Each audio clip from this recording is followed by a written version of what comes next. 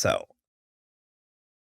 there are many things at play, many factors, and money is very tight at the moment. The biggest one. Yeah.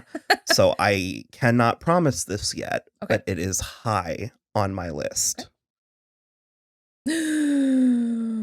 Uh-oh. Because you don't even have one of him on order yet, right? No. Yeah. It's pretty good. It's like not the best face, but I do like it. Oh my god. It's like all of the stuff, like that. The like little ball. one. So the little one that he's got. He keeps pulling in his finger. You know what it looks like to me is there, especially on like cooking shows, like British Bake Off, especially, they're always making like hazelnuts dipped in caramel with like a really long tail, and that's what it looks like to me. I just thought it looked like golden sperm. Yeah. Well, also yes. No, it's I was like, oh, I really like that. I'm gonna wait for Multiverse of Madness, but yeah. I really, this one's high up there. It's good. It's pretty good. And it comes with a lot of shit. Like that's like lit up. Yeah, I wish he was still wearing the sweats though underneath the cape. And it's doable. It was awesome.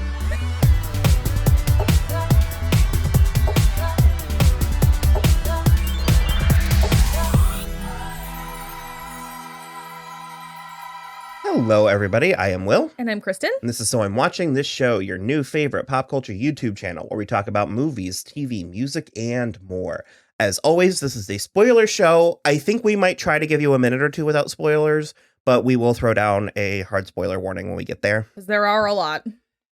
Are there? Well, there's like one main spoiler, I guess, if we're being totally honest. I never liked Spider-Man. I gave the appropriate amount of fucks when it was happening. Yeah. And I remember the 2002 Spider-Man was exciting because like genre was coming in a way that we're still in sort of this like golden platinum era even of like genre. Superhero fantasy sci-fi. I obviously had seen the first three. Mm-hmm. I had seen the second Andrew Garfield one. Okay. I never saw the first one. I saw the second one in the theaters. It's all right. They're both not very good because I don't think they got the balance between Peter and Spider-Man. But like his stuff with Emma Stone is really fun. Well, I think having seen the second one and what little I understand about the two movies in general, I think the only reason that why they work is Emma and Andrew. Yeah. I think it is very apparent they're an answer to a question nobody asked. They were also IRL dating at the time, and that helps a lot of the time.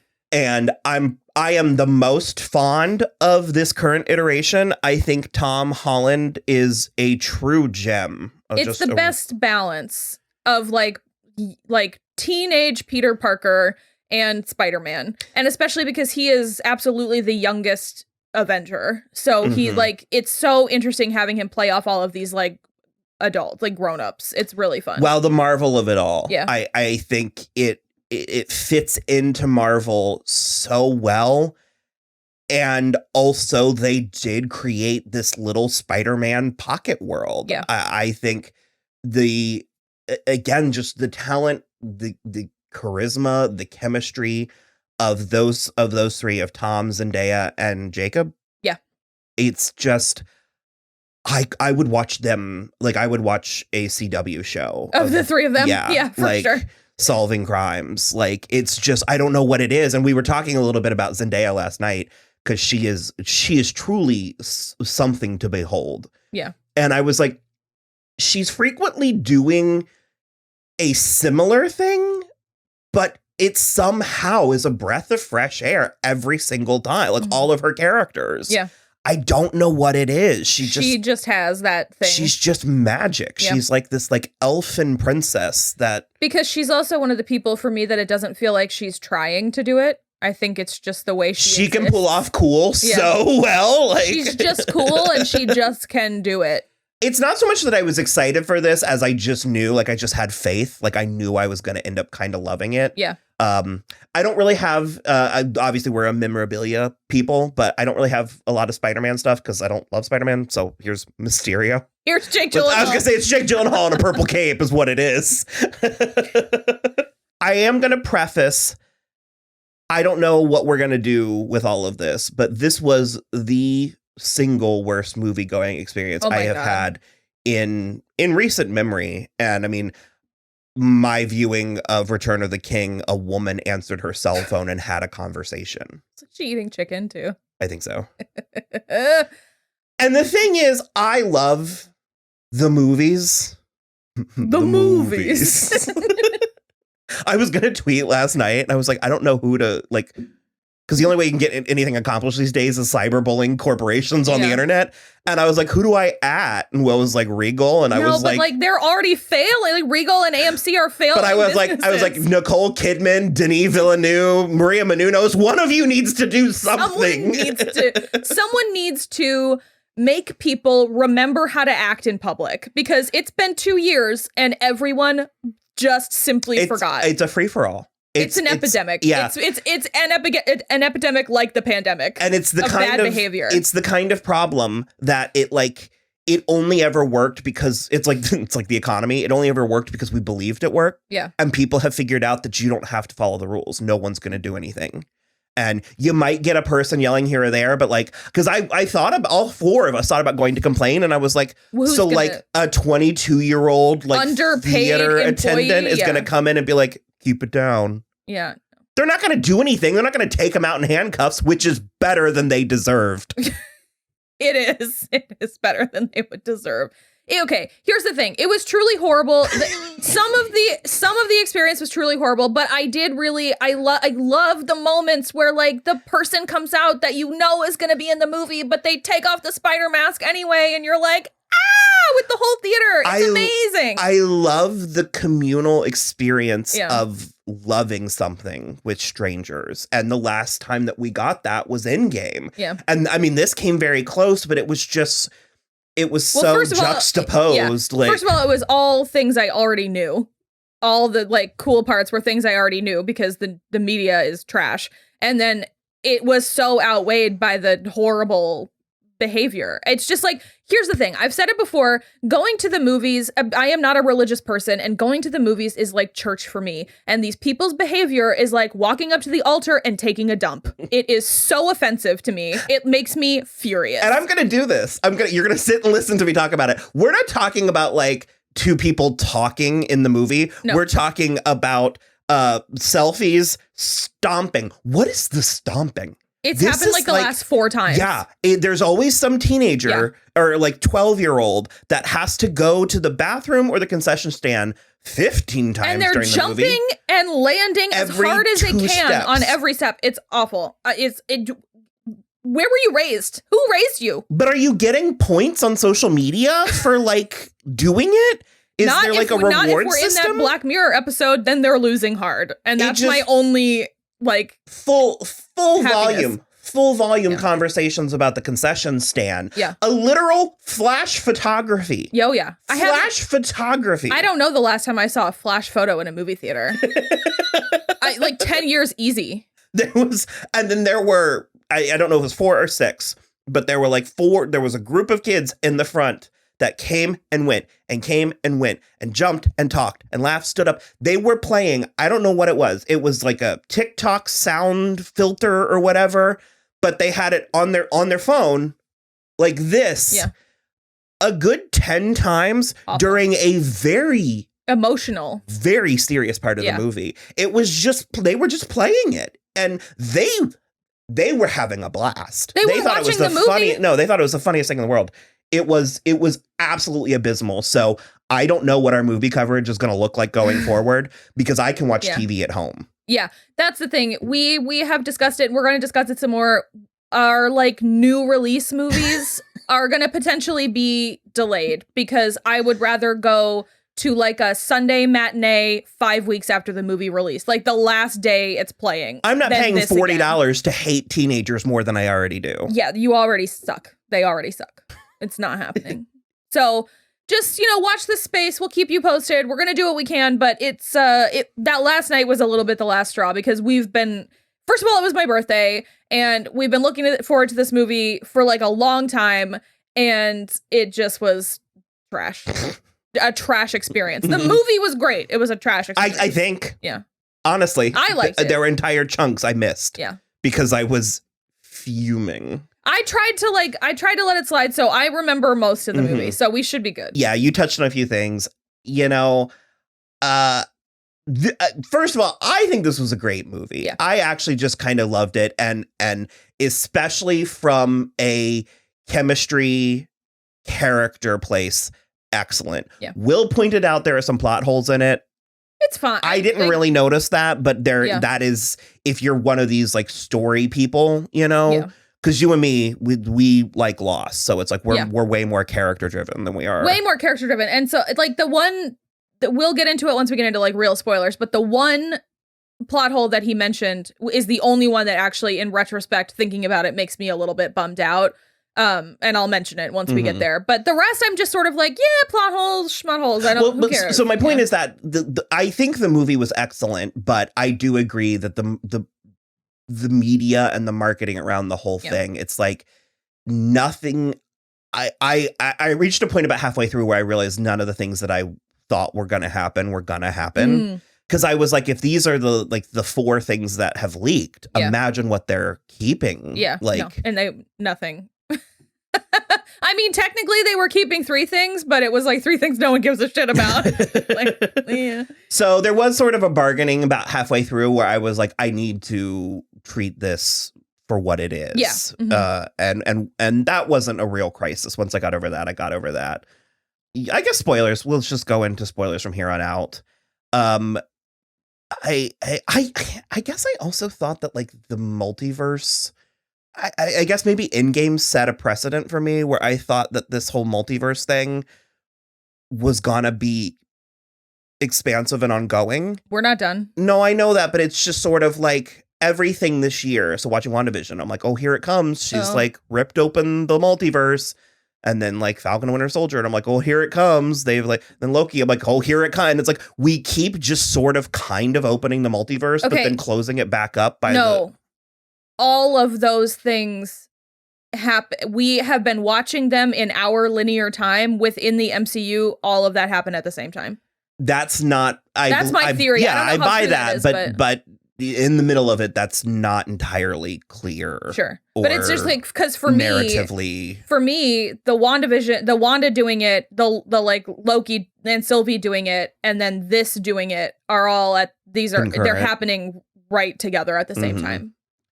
And we might get that. Yeah. So, you know, I will take that off the table because that's something else that the MCU has just excelled at, is I love how they're somehow able to like retroactively earn things. Like we talked about spoilers for Shang-Chi. Yeah.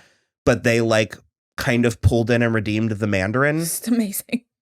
They earned the like dumbest part of Iron Man 3, and I think that is remarkable. But it's like this movie, again, like I said with the spoilers and all that, the Spider's men are in this movie. Yeah. And it like, I would dare say Andrew Garfield was maybe my favorite part of this movie. Yeah. And to sort of retroactively earn those 2 movies is such a feat.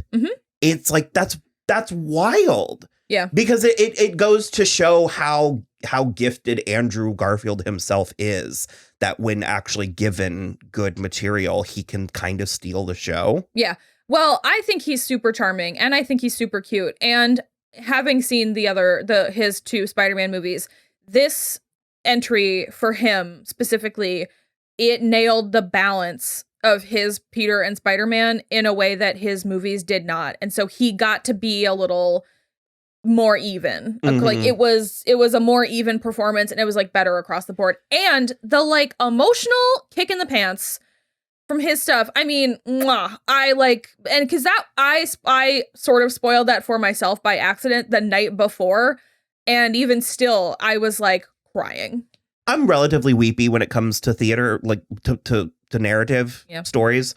When the music crescendos, it does it for me every time. But I teared up maybe 15 times. Oh my God, there many. Were so many emotional points, but it's like you're talking about him rescuing MJ. Yes. Because she falls off the building. And Tom Holland Peter can't get to her fast enough. And you just see, and it's like slow motion in seconds, but you just see the moment that he's like, I can fix this. I can do it. I can do it this time. Yeah. He wasn't holding her head. And I was like, hold her head. When they land, I think just because you need to like see, but I was just sort of like, so I think when he grabbed her out of the air, he did. But when he landed, he was like holding her bridal style. Because that's actually what kills Gwen. Well, Will insists that she slams her head on the ground. Yeah. But I thought it snapped her neck. I thought her neck snapped, but she like slammed her head on the ground. One of those two things. Yeah. It wasn't the fall. Yeah. Like his reaction, his emotion. Yeah. Oh, it was so good. Because he asks if she's okay through tears. And she's like, yeah, I'm okay. And then she notices his tears and she's like, are you okay? And she's like, this is something. It was because I even said, I was like, I kind of expected her to kiss him. Like, especially too, because that's after all three Peters have had their talk about who they lost. And like they, the other two Peters talk, or Tobey Maguire's Peter talks about how he lost Uncle Ben. And then Andrew Garfield talks about how he lost Gwen. And it's just like, the three of them, their chemistry, the writing, the acting was all so good.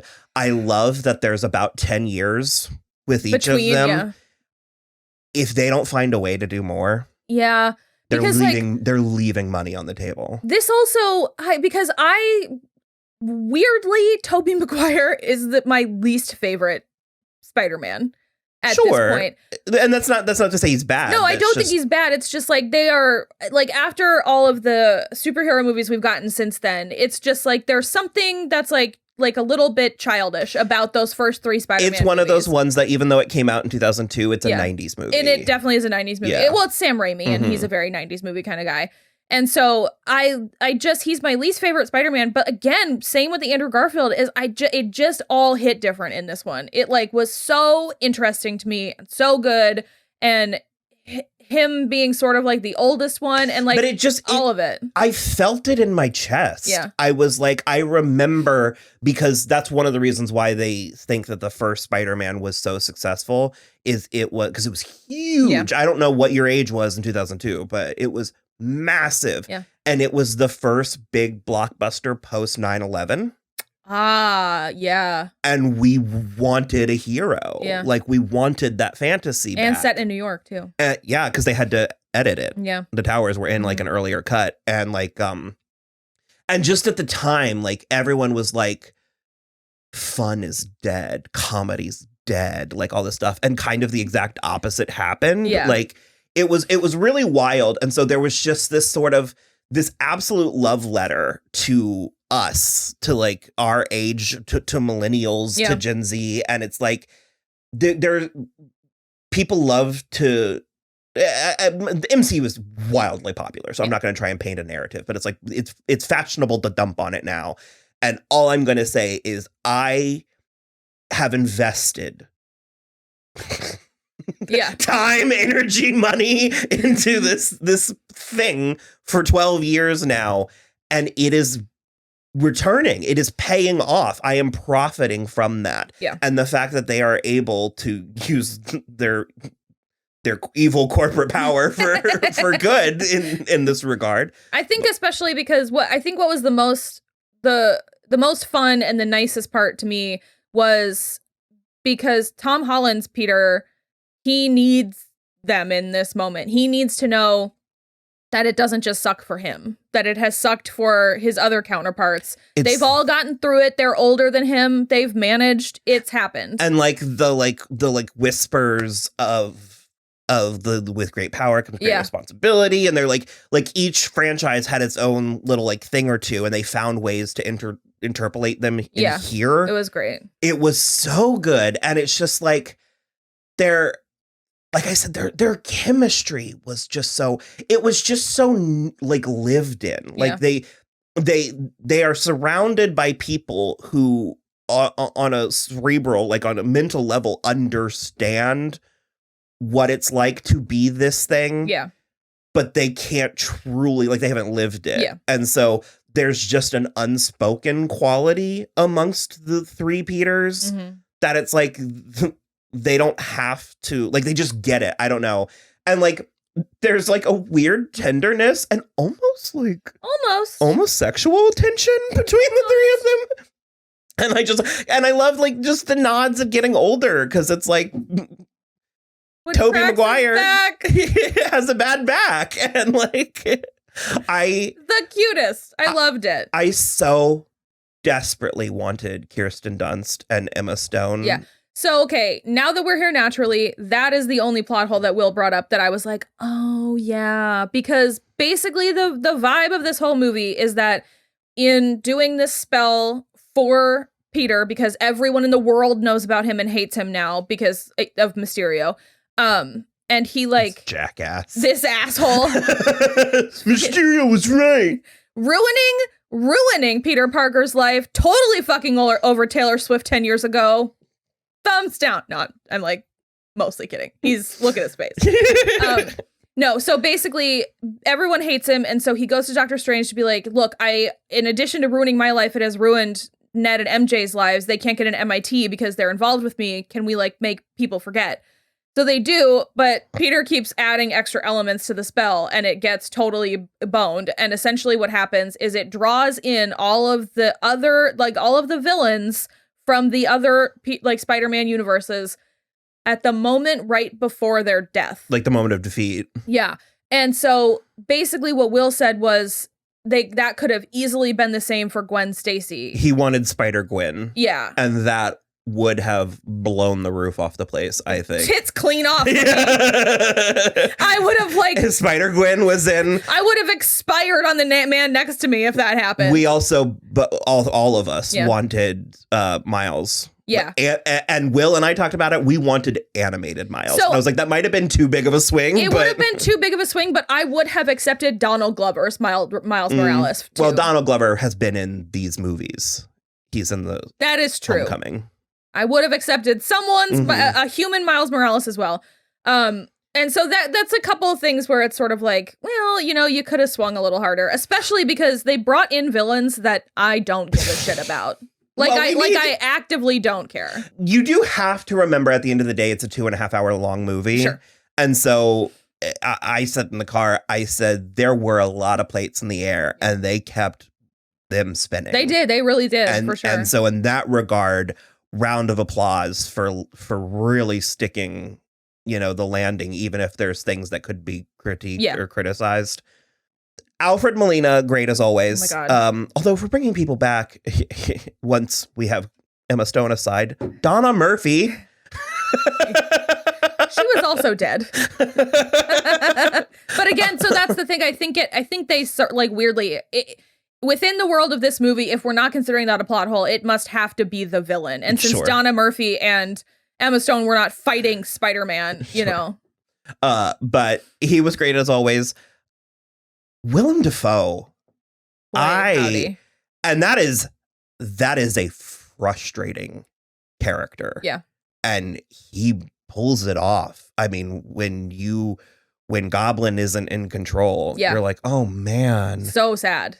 I've been aware that I liked Willem Dafoe, but recently, the last like 2 or 3 things, probably around Florida Project, where I was like, do I love Willem Dafoe? Yeah, he's incredible. I love him so much. There also was like, he agreed to this movie only if they would let him do his own stunts like he did in the first one. And I was like, my dude, you are 20 years older than you were then. But it's so stupid. Yeah. The Green Goblin of it all, but I love it. There's a point in the middle where I was like, man, Marissa Tomei is getting a lot of material. Pour one out. I loved her Aunt May. Pour one out for hot Aunt May. I know that was the criticism, that it's like they just keep like sexing her up. Yeah, sexing up Aunt May, but there was just something. It's Marissa Tomei. She's underrated, correct? She has an Oscar. She has an Oscar for My Cousin Vinny. Yeah. Underrated. I'm just going to go ahead and say it. I think it's for My Cousin Vinny. Now that I said that with my whole chest, let me double check. My Cousin Vinny. Her Aunt May, so savvy, so present, so necessary for this kid. Yeah. Like when they get arrested and the way she's just like, it's just so funny because it's her They and also are Zendaya. trying to put child endangerment charges on her, and I'm like, pardon me. Her and Zendaya are like yelling at him. They're like, don't say anything. Yeah. And I just love that they trick Ned right away Of course. into like. I love Ned, and I'm sure he's very book smart, but he is a real dummy. MJ was so good. It was another thing that we'll criticize that I do agree. Again, I don't know where, but I did miss a little bit of the Spider-Man Homecoming, like kids of it all. Yeah. Flash Thompson gets decent material. We have Betsy. He's only in like 3 scenes, and it's Betty. Oh, is it? Okay. Betty Brant, yeah. Are you sure? Betsy Brant is an actress. I was like, no, I think it's Betsy. So also Betsy Brant has a D in her last name. Okay. But yeah, we did get her, Anjali Rice. I just like her. I kind of think she could do a couple more things. Great, yeah. Well, she was in Mayor of Easttown. Mm-hmm. But and then there's the Martin Starr, Hannibal. That whole scene was amazing because is it Hannibal Buress? The one he was the one who was like he's like a truther. Mysterio was right. And then the other two, what's the other teacher's name? Martin Starr, JB Smoove. It was JB Smoove and Martin Starr were like, no, man, it's great to have you back. And like, we made this case full of shit for you. And it was like, what I liked the best is the mural behind Peter had a painting. Part of it was Howard Stark, and part of it was Harold Pym. Hank Pym. Yeah. And that was fun. Like amongst real scientists.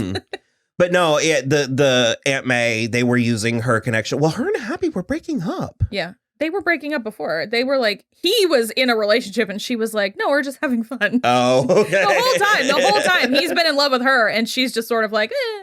Yeah, to continue adding elements, Happy Hogan is in this movie. Yep. We haven't even said the name J.K. Simmons. Yo, man. So triggering. Oh, yes. So triggering. Yeah. He was like a combination of Rush Limbaugh and Alex Jones, which you might be like, those two things are the same. And it's like, no, they're not. They're actually different. And I like how he was getting more powerful. He was, yeah. he had a legitimate news show at the end. Yeah, it's a lot, especially like all of the people that were like, Mysterio was right and like blah, blah, blah. And I was just like, he wasn't though. Like, And like literally at no point was anybody like, why doesn't Peter Parker tell his side of the story? That is absolutely true. But I keep coming back to it. I keep sprinting away and then coming back. But losing Aunt May, I like how we did it because there's a moment where you're like, oh, it's gonna happen. And then you're like, oh, okay, it's fine. And it's like she gets hit by Goblin's stupid flying scooter thingy, and it like knocks her down, but then she gets up and has a conversation and you're just like, oh, okay, sweet. And then she's wounded and doesn't know it. And I kind of like that. Like, I kind of like that if you're going to kill a character if you're going to kill a character that matters, I like that. It's like, you get the sense that she didn't know that she was dying. Yeah. Well, I also like, because even when she's standing up in between and they both are like, severely injured and she's just like, no, it's fine. But she's giving him the pep talk that he needs, and she's explaining, because there is a moment where he's trying to rehabilitate these criminals, and it's like that makes it sound more like talk therapy-ish. He's trying to literally cure them like with chemicals and shit. And it's like the 50th misguided thing he's done. So it does try the patience in that regard, because I'm just so completely like, yes, I'm on his side in the like Steve Rogers, Scott McCall, morally, yes, but I am very Doctor Strange pragmatic with push the fucking button, man. Well, because the difference between like Steve Rogers, it's like, Peter Parker's dealing with the multiverse. You have no concept of what you're up against. Where Steve Rogers is taking on the government, and it's like, that's okay, fine. Far less nebulous. Like, I mean, when dealing with the multiverse, it's like, do you want H.P. Lovecraft? Because that's what's going to happen. That's what kind of looked like was happening at the end. So in that regard, the movie can be a little bit frustrating or whatever, but it basically,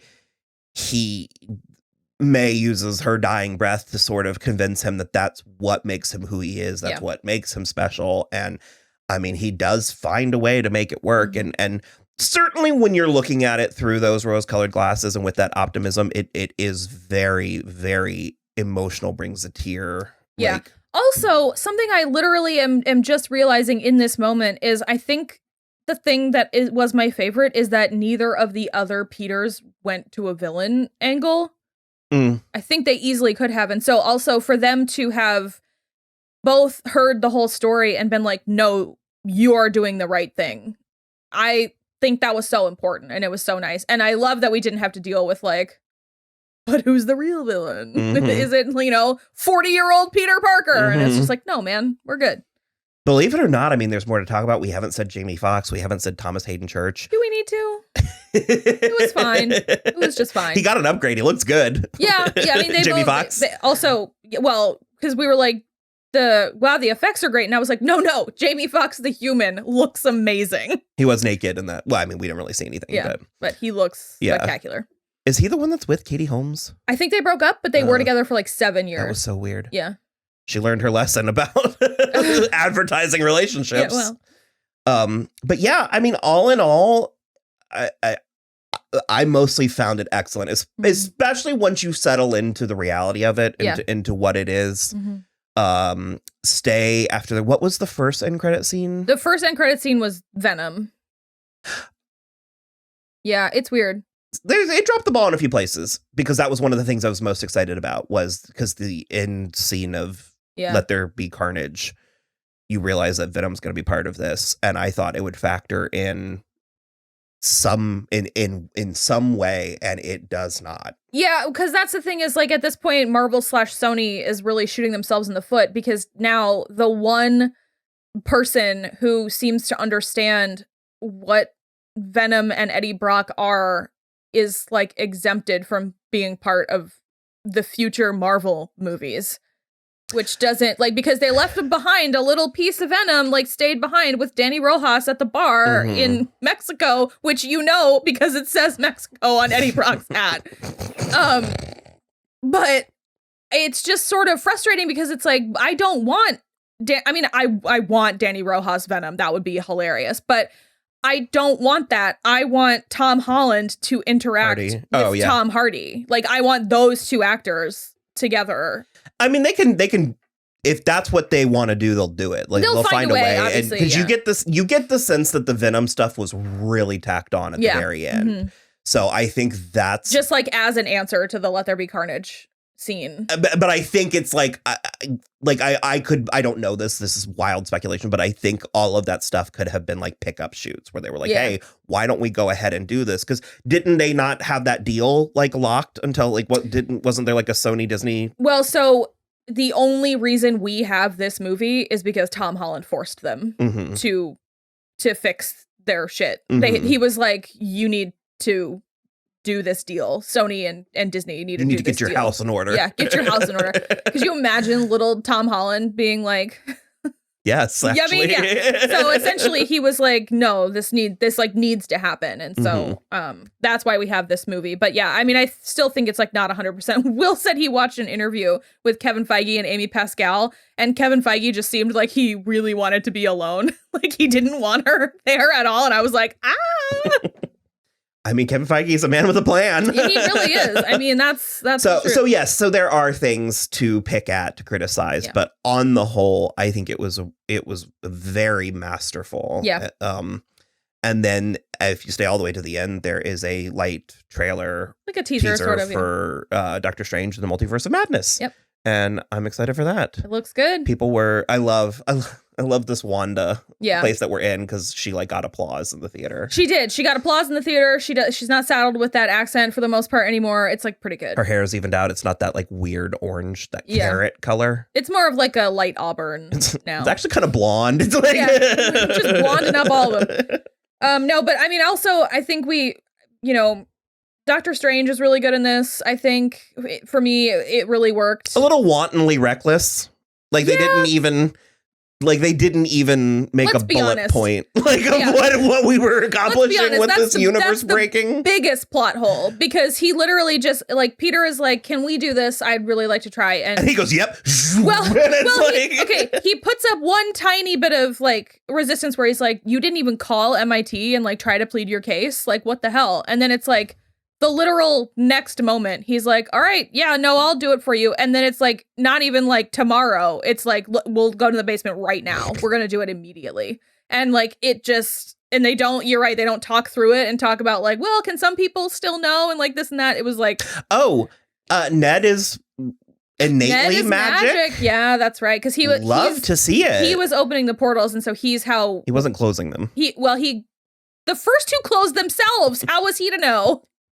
So yeah, he was opening the portals. That's how we got Andrew Garfield and Tobey Maguire, which again, applause on their entrance. Those are the parts of the theater experience that I was dying for because it was so good. And those are the parts where I first started getting tearful because I just was like, oh, it's like a whole thing. It's so nice. But yeah, then he did not learn how to close it. And Peter, it's so good. Peter locked Doctor Strange in the mirror dimension and stole his sling ring and then gave it to Ned. He was falling over the Grand Canyon for 12 hours. It's like very I've been falling for 30 minutes. No, but the 30 minutes that I don't know that That's doable. Could a human survive falling over the Grand Canyon for 12 hours? I mean, he did. I feel like neurologically something would. Yeah. So yeah, that just goes to show you how much there is to mine from. I mean, if you're inclined to this Spider-Man, absolutely check it out. Or any of them. If you're inclined to all three Spider-Men. So pretty good. Yeah. Okay. Well, check it out. It's in theaters now. Enter at your own risk. And then you can follow us on Twitter at So I'm Watching or Instagram at So I'm Watching This Show. Our good pal Rachel has taken over our Instagram and she is doing gangbusters. So head on over. It's doing great. And then other than that, you can find us at our website, soimwatching.com, which links out to everything. If you want to throw a couple of coins to your Witcher, which we'll also be covering this weekend, you can do so at all of these fine establishments. And then other than that, just like and subscribe and let us know what you thought about the movie or this episode.